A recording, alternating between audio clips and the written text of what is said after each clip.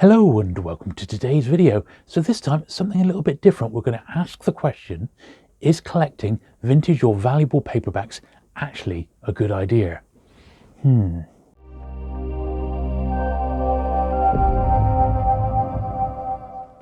For me, I started collecting vintage paperbacks because I wanted to collect first edition books, but back then the authors that I really wanted to collect in first edition were always super expensive in hardback, so I just turned to the paperback as an alternative way to get the author's books in first edition and try and build a library that way. So in effect it was always the poor man's first edition, but that's sort of what I stuck on, and I've always loved that.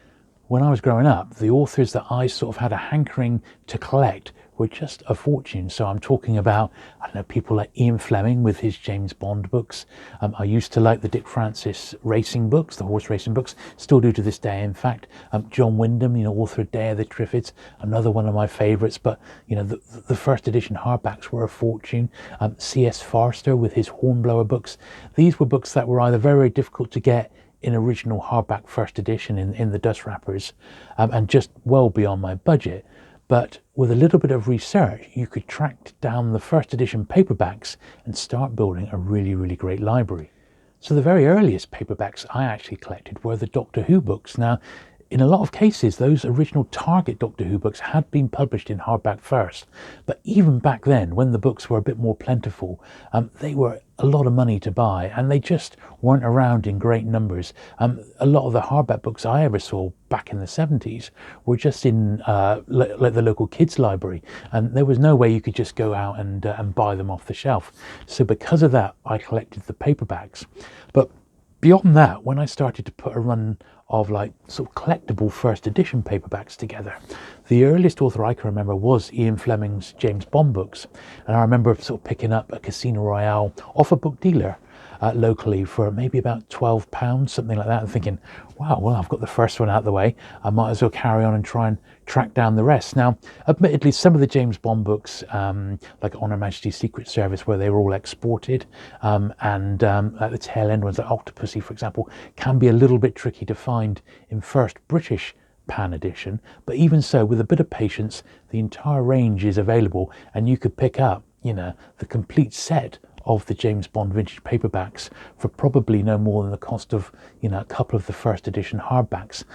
And that was the differential I was making. So you could pay £100 and pick up, I don't know, a tail end Ian Fleming in first edition and just have the one book, admittedly a lovely book, but just the one book. Or for that £100, I could spend that on, probably a good box load of vintage paperbacks, many first editions, and that's going to give me so much more pleasure and enjoyment than just having a quite expensive first edition hardback that I might even be a bit scared to touch on the shelf because worth a lot of money and I don't really want to interfere with it.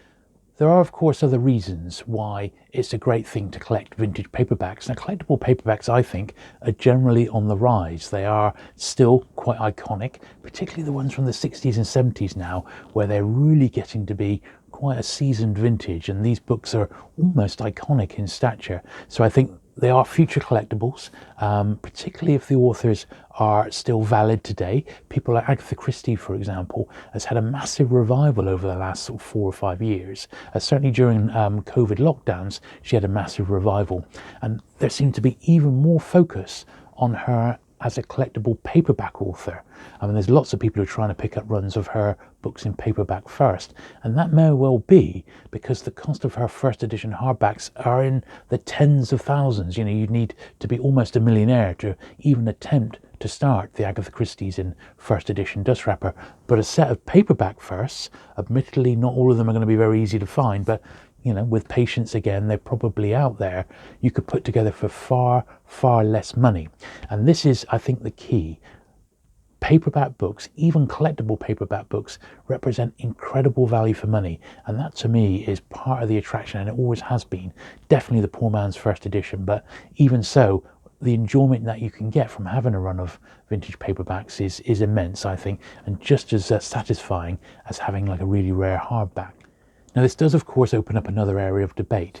If you actually own a rare book and it's in beautiful condition, do you dare actually read it? or do you just stick it on the shelf and admire the cover? Well, my thoughts on this is yes, if it's any copy you've got, read it. Just be careful. Some people don't like reading tatty secondhand books, even if it's something quite rare, and will look for a nice high grade, potentially unread copy just to read. Fair enough. But for me, if I've got a rare book, I will tend to read like maybe a later edition or an ebook if it's something that I really want to read, rather than breaking my, or risk damaging my original first edition or rare edition of a book. But even so, that's never going to stop me actually picking it up and reading it.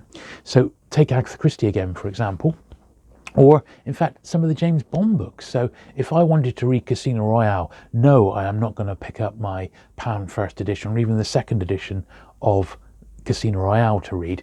Absolutely not. I shall read one of my Hawkeye covers from the 1960s. Beautiful, beautiful edition. I've got lots of copies of those books in my collection, and that would be the one that I would read. But I wouldn't say don't read a rare book just because it's the only copy you've got. If you do need to read it, just read it carefully and you'll be absolutely fine. Of course, another great advantage of being a vintage paperback book collector is that it's such a vast field that you can collect. So you might have several authors or that you'd like to pick up their runs, or you might just collect by genre, like, I don't know, horror books or science fiction books, or you like crime pre-1950. There's so many areas and there's so many series that you can collect that it is just endless. But the satisfaction that you'll get if you get that last say Ian Fleming, or you get the final volume in the 30-volume Pan Book of Horror Stories in first edition, that sort of satisfaction is quite something, and it's definitely what spurs me.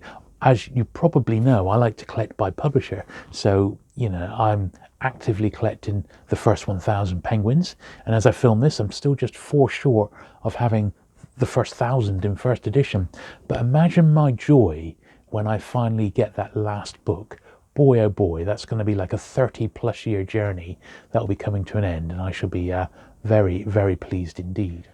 Obviously, I totally love vintage paperback book collecting, but if you're just getting into this, I do urge caution. Space is by far the biggest problem that you're going to encounter. Now, every other book collector I know moans about they just haven't got enough room for all the books that they've got, particularly if you're starting to collect, I don't know, Doctor Who books, and you start picking up a few job lots off eBay or locally, and suddenly you've got, I don't know, a couple of 100, 300, 400 books suddenly to fill up. That's going to take up some space. So, bear that in mind. If you're thinking of going down this path, which I suggest that you do, bear in mind and have a thought about where you're actually going to store them and what you're going to do with your inevitable doubles. Are you just going to sell them on? You're going to give them away to other collectors? You're going to keep them back and maybe do a few trades? But it's worth bearing in mind that, even though it's quite easy to get a collection together, they are going to start taking up quite a bit of space. So you might want to choose your books wisely. I do try to say to collectors, just buy what you enjoy and try not to overpay. Now, there's lots of great resources online where you can research a particular author or a series or a publisher. Loads of channels here on YouTube are now covering vintage paperbacks, and there's a podcast, the Paperback Warrior podcast. There's magazines now, Paperback Fanatic. There's lots and lots of resources and countless websites and Facebook groups related to the authors or the genres that you might be interested in. But I do always say, try not to overpay.